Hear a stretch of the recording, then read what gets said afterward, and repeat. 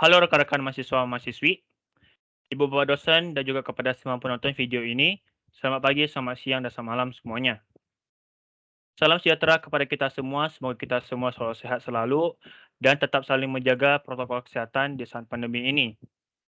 Saya Hendra Wijaya, kami dari kelompok 2 pada kali ini ingin mempresentasikan sebuah topik yaitu cyberbullying. Lalu kami akan mengangkat sebuah kasus terkait cyberbullying tersebut. Nah, pertama-tama kita harus mengenali terlebih dahulu nih, apa sih cyberbullying tersebut? Cyberbullying atau perundungan di dunia maya adalah bullying yang menggunakan teknologi digital sebagai medianya. Hal ini sering terjadi di media sosial, platform chatting, dan juga platform bermain game di smartphone. Cyberbullying adalah segala bentuk kekerasan yang dialami oleh anak atau remaja yang dilakukan oleh teman seusianya, biasanya melalui dunia cyber atau di internet. Cyberbullying adalah kejadian di mana seorang anak atau remaja diejek, dihina, diintimidasi, atau dipermalukan oleh anak atau remaja lainnya melalui media internet, teknologi digital, ataupun telepon seluler.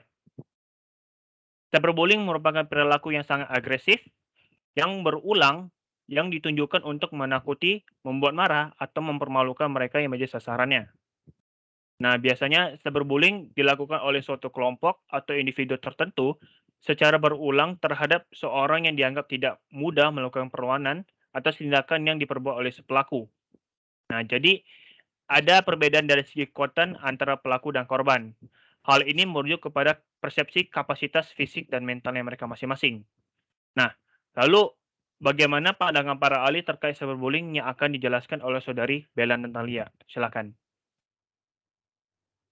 Halo semuanya, saya Bella Natalia akan menjelaskan pandangan cyberbullying secara umum dan juga pandangan dari ahli terkait hal ini. Pandangan cyberbullying oleh para ahli. Menurut Anna Surti Aryani, seorang ahli psikologi mengungkapkan bahwa pembatasan penggunaan gadget dapat meminimalisir terjadinya cyberbullying serta memberikan edukasi terkait apa itu cyberbullying, membatasi konten dan aplikasi pada gawai atau gadget, dan menjadi contoh dalam berperilaku digital yang baik. Sedangkan menurut psikolog DRMM Nilam Widyarini, MSI, cyberbullying merupakan tindakan intimidasi, penganiayaan, atau pelecehan yang disengajai melalui internet yang kerap dialami oleh anak-anak dan remaja. Untuk menghindari hal tersebut, peran orang tua sangat dibutuhkan dan wajib memberikan pemahaman kepada anak-anaknya bahwa media sosial adalah ruang publik dengan aturan pribadi dan sepenuhnya harus ditaati. Lalu bagaimana sih cyberbullying ini terjadi dan juga seperti apa masalah yang ada di dalam cyberbullying yang itu sendiri? Hal ini akan dijelaskan oleh teman saya, saudara Nicholas. Halo semuanya, saya Nicholas akan menjelaskan masalah yang akan terjadi di dalam cyberbullying. Seperti yang dikatakan teman saya tadi, di mana cyberbullying merupakan tindakan bullying pada media sosial atau dunia maya. Dan cyberbullying ini ternyata lebih sering dilakukan oleh anak-anak di bawah umur. Mengapa? Salah satu faktornya karena pada lingkungan sekolah atau lingkungan masyarakat, mereka merasa dibully dan mereka melampiaskannya pada media sosial. Nah, saya akan menjelaskan permasalahan cyberbullying. Cyberbullying sering dilakukan oleh anak-anak yang semakin dini mengakses teknologi tersebut. Masalahnya diperparah oleh faktor bahwa pelakukan intimidasi dapat bersembunyi di balik nama penggunaan samaran, menyamar identifikasi aslinya. Kerahasiaan ini akan membuat sulit untuk melacak sumbernya dan mendorong pelaku intimidasi untuk berupaya lebih agresif daripada yang mungkin mereka lakukan dalam situasi di mana mereka telah terintimidasi. Lalu apa saja yang termasuk dalam cyberbullying? Kita akan lanjut topik ini bersama dengan teman saya Vini. Hai semuanya, perkenalkan nama saya Vini. Ada banyak sekali perilaku cyberbullying di Indonesia sekarang. Menurut Cyberbullying Research Center, berikut tindakan yang tergolong dalam cyberbullying. Berikut ini ada seperti penyebaran gosip yang tidak benar, seperti yang biasa kita dengar tentang keretakan hubungan rumah tangga seseorang, yang belum tentu benar beritanya.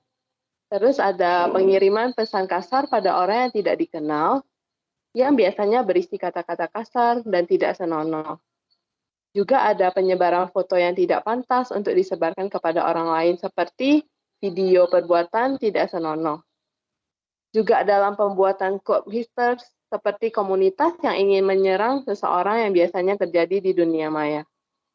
Penyebaran berita palsu untuk merugikan suatu pihak juga dapat mempermalukan orang lain di media sosial dengan menyebarkan aib tentang seseorang. Lalu bagaimana dengan orang yang telah mengalami kejadian cyberbullying seperti yang saya jelaskan tadi? Berikut akan dijelaskan oleh teman saya Wilson. Apa kabar semuanya? Saya Winston akan melanjutkan penjelasan yang sudah dijelaskan oleh teman saya Vini. Apa saja sih tanda-tanda korban yang sudah mengalami cyberbullying? Ada 6. 1. Tidak ingin membuka media sosial lagi, seperti takut akan selalu dibayang-bayangi oleh cacian yang didapatkan di media sosial. Kedua, tidak ingin bersosialisasi dengan orang lain. 3. Tidak pede dan merasa tidak dihargai lagi. 4. Korban menjadi lebih emosional, seperti mudah marah terhadap sekitar. 5. Kehilangan minat terhadap aktivitasnya, seperti lebih sering menyendiri karena takut dibully pada setiap aktivitas yang dilakukannya. Yang terakhir, mental menjadi tidak seimbang. Lalu, bagaimana dengan korban bullying yang sudah mengalami tanda-tanda tersebut? Orang-orang yang sudah mengalami harusnya kita support, dan jangan sampai menimbulkan trauma yang mendalam terhadap mereka sendiri. Jika mereka sudah mengalami trauma, akan memberikan dampak yang besar dalam hidup mereka. Apa saja sih contoh dari dampak tersebut? Contohnya adalah dampak psikologis yang ditimbulkan, mudah depresi, marah, timbul perasaan gelisah, cemas, menyakiti diri sendiri, dan percobaan bunuh diri. Yang kedua, dampak sosial yang ditimbulkan berupa menarik diri dari publik, kehilangan percaya diri, lebih agresif kepada teman dan keluarga. Yang terakhir, dampak akademik yang ditimbulkan berupa prestasi menurun, rendahnya tingkat kehadiran, perilaku bermasalah di sekolah. Lantas, apa yang perlu kita lakukan sebagai sesama manusia untuk menanggapi hal ini? Hal ini akan dibahas oleh teman saya, Kelvin. Halo teman-teman, perkenalkan nama saya Kelvin. Di sini saya akan menjelaskan bagaimana cara untuk menanggapi cyberbullying. Yang pertama yaitu blokir.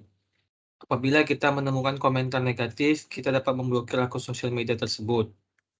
Yang kedua, simpan semua bukti dan laporkan pada pihak berwajib, karena sudah ada Undang-Undang ITE yang mengatur, yaitu Pasal 27 ayat 3 berisi tentang muatan penghinaan atau pencemaran nama baik. Dan Pasal 27 ayat 4 berisi tentang muatan pemerasan atau pengancaman. Lalu, yang ketiga, hindari curhat, karena itu membuat kita menjadi depresi. Yang keempat, mengaktifkan mode filter komentar agar tidak ada komentar-komentar negatif yang masuk ke sosial media kita. Lalu yang kelima, setting sosial media menjadi privat akun agar tidak ada akun-akun asing yang masuk ke akun kita. Sekian dan terima kasih. Hai semua, saya Monika Gunawan. Pada kali ini saya ingin mengangkat sebuah contoh kasus cyberbullying yang terjadi dan marak di Indonesia akhir-akhir ini. Kasus ini adalah kasus bullying yang menimpa salah satu anak dari presenter Ruben Onsu, yaitu Bertrand Peto.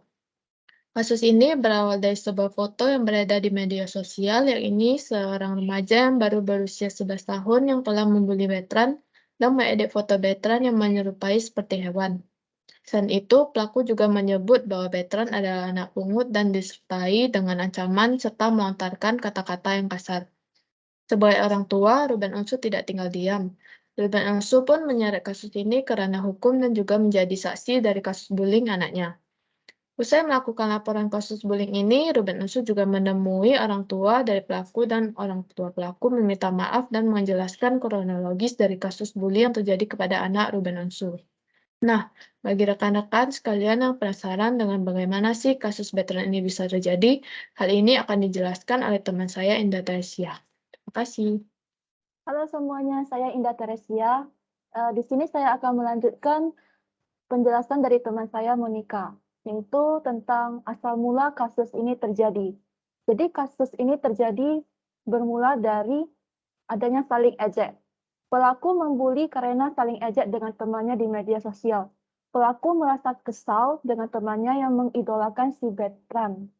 Pelaku semula hanya ingin melontarkan kritik, namun kritik tersebut malah menyinggung status Bertrand Peto dengan kata-kata tidak pantas. Setelah itu diikuti oleh beberapa akun media sosial, yaitu ada sebanyak 20 akun media sosial yang juga melakukan cyberbullying kepada Bertrand Peto. Nah, kasus cyberbullying ini termasuk ke dalam pelanggaran yang diatur pada UU ITE nomor 11 tahun 2008. Selanjutnya, apa sih dampak yang diterima oleh Bertrand setelah adanya kasus cyberbullying ini? Nah, untuk penjelasan ini akan dilanjutkan oleh teman saya, yaitu Jana Lora. Oke, dah. Halo semuanya, perkenalkan nama saya Jana Lora dan saat ini saya masih melanjutkan kasus cyberbullying yang dialami oleh Bertrand Peto. Pastinya kita dapat melihat dengan jelas apa saja sih dampak yang terjadi pada Bertrand saat mengalami cyberbullying dan bagaimana tanggapan dan cara yang dilakukan oleh Ruben Onsu sebagai ayah dari Bertrand saat melihat anaknya mengalami kasus cyberbullying seperti ini. Dampak pertama yang dialami oleh Bertrand Peto yaitu Bertrand merasa tidak percaya diri tampil di depan publik dikarenakan banyaknya hujatan dan cacian dari netizen melalui media sosialnya. Selain itu, Bertrand mengalami kecemasan dalam menghadapi suasana yang baru karena takut hal yang sama akan terulang kembali. Ruben Onsu yang merupakan sang ayah melakukan tindakan untuk mencegah anaknya dalam bermain media sosial demi menghindari timbulnya efek negatif lainnya. Cyberbullying yang dihadapi oleh Bertrand Peto ini merupakan salah satu bentuk pelecehan atau harassment yang menggunakan bahasa kasar, menyerang dan berulang kali melecehkan orang lain. Inilah contoh kasus dari cyberbullying yang sedang marak di Indonesia pada saat ini. Lalu, apa saja sih yang dapat kita petik dari kasus cyberbullying Bertrand Peto ini? Selanjutnya akan dipaparkan oleh Saudara Darwin. Halo teman-teman, saya Darwin. Pada kali ini saya akan menjelaskan kesimpulan yang dapat dipetik dari topik kita hari ini, yaitu cyberbullying beserta kasus cyberbullying yang telah dijelaskan oleh teman saya sebelumnya. Cyberbullying yang semakin banyak di Indonesia akan sangat mempengaruhi perkembangan mental anak Indonesia. Cyberbullying memberikan dampak yang buruk terhadap mental mereka, sehingga sebisa mungkin harus kita hindari demi kesehatan mental dan emosional anak bangsa Indonesia. Banyak sekali kasus cyberbullying yang menyebabkan anak-anak mengalami depresi akibat dari tekanan yang berasal dari cyberbullying.